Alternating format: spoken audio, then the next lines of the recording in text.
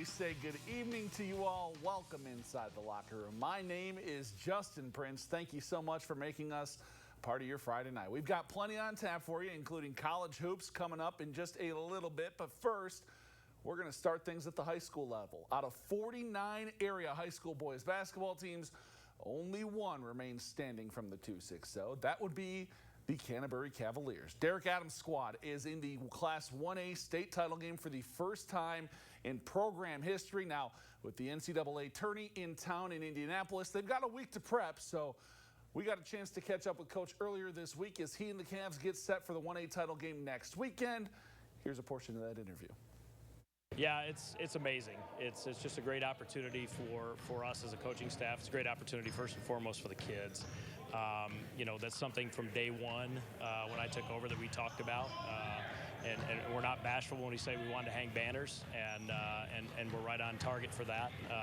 We just got to take care of the things that we need to take care of. You know, the kids hearing all the congratulations and receiving all the accolades from it this week has been phenomenal. They're in great spirits, and that's where we want to keep them. We want to keep them in good spirits and focused on the one task ahead.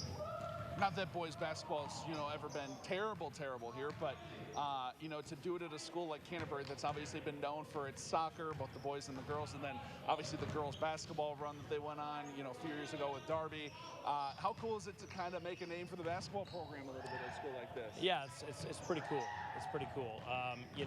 Again, you said it. Our soccer has a rich history, and girls basketball has a rich history. And in my conversations with folks over the years, we've got the opportunity to be good in just about everything here if we choose to, and if we choose to put the right folks in place to handle those things, and we're doing those types of things. And I think that's where we see the success, in our boys program. We've got buy-in.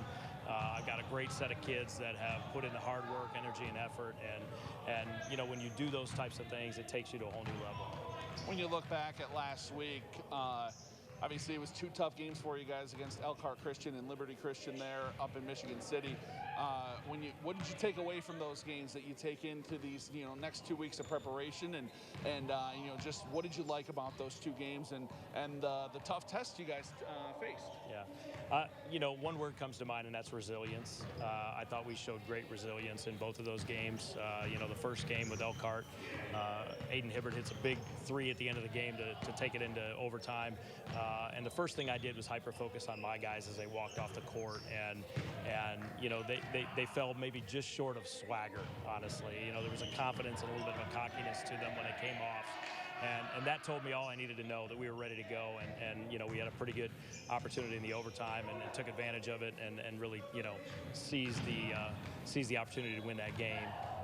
And Liberty was really kind of the same way. We knew that was a good enough team that they were going to make runs on us, and they were going to create opportunities to cause problems for us, and they did. But again, the wherewithal of our players and the tight-knit group that we have just kind of brought it together and understood that it's our game to win or lose, and we just kind of took it by the throat and handled it.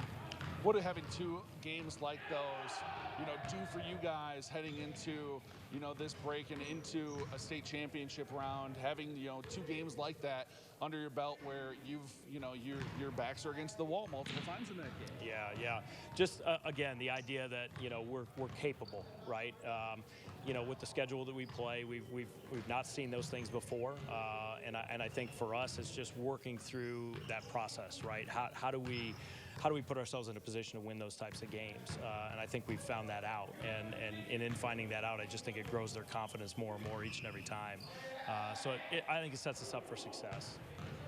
Obviously, it's kind of a weird time here now. It's something we don't see a lot here at the state tournament time, but you get a week off before you play again. Kind of what's the focus here during this week as you guys prepare for next Saturday?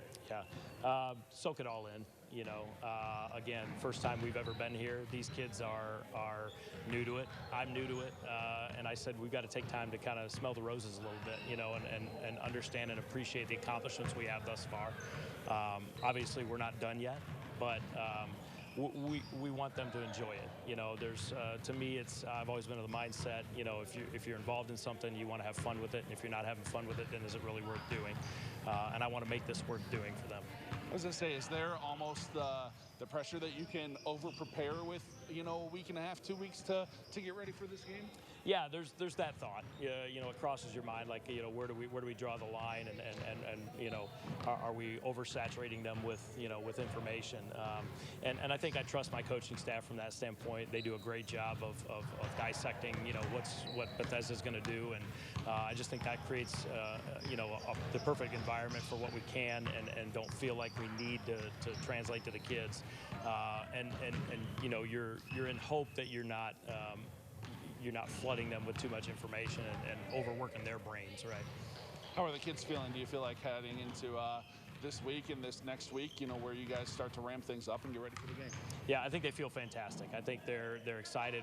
We're getting after it a little bit, but again, we're going back to that mindset of having a little bit of fun too, and create an opportunity to just enjoy this time together, because after the 30th, we won't spend a whole lot of time together, other than the kids that are friends off the court as well.